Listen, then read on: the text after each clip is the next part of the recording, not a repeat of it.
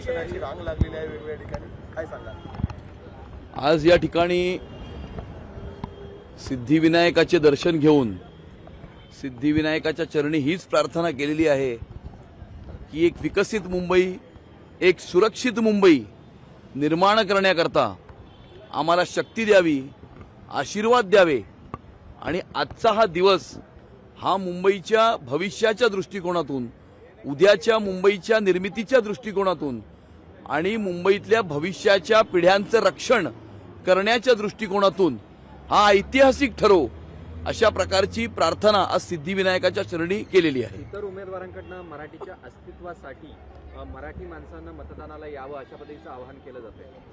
नाही, खरं तर मराठी माणसाचं अस्तित्व नाही, मुंबईची महानगरपालिका स्वतःच्या परिवाराची जागीर समजणाऱ्यांच्या अस्तित्वाची ही लढाई आहे आणि त्यामुळे त्यांची ही धडपड दिसत आहे.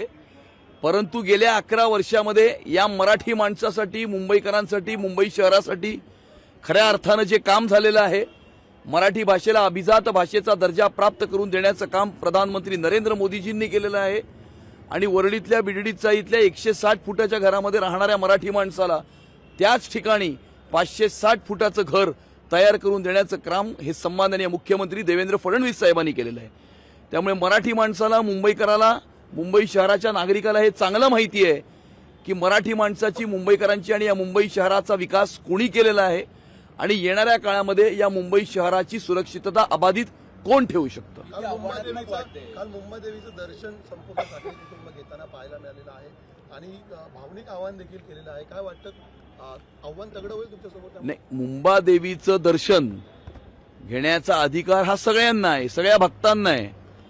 परंतु कोविडच्या काळामध्ये मंदिरं बंद करणारे आज स्वतःच्या अस्तित्वासाठी देवाकडे, देवीकडे साकडं घालताना दिसत आहेत. आज तरी त्यांना देवदेवता आठवलेत, हिंदुत्व आठवलंय, ही चांगली गोष्ट आहे. अध्यक्षपदाची धुरा तुमच्याकडे आहे, किती आव्हानात्मक वाटते निवडणूक? नाही, मुंबई भारतीय जनता पार्टीचे तमाम कार्यकर्ते, मुंबईकरांचे आशीर्वाद, सन्माननीय मुख्यमंत्री देवेंद्र फडणवीस साहेबांचं पूर्ण पाठबळ आणि भारतीय जनता पार्टीच्या केंद्र नेतृत्वाने दिलेले आशीर्वाद, यामुळे येणाऱ्या काळामध्ये मुंबईकर मोठ्या प्रमाणावरती भारतीय जनता पार्टी, शिवसेना आणि रिपाई महायुतीला आशीर्वाद देताना दिसत आहेत. आणि आजचा दिवस हा मुंबईकरांच्या भविष्याच्या दृष्टिकोनातून, उद्याच्या मुंबईच्या निर्मितीच्या दृष्टिकोनातून हा ऐतिहासिक ठरणार आहे. लोकशाही मराठी ऐका, पहा, जागरूक रहा.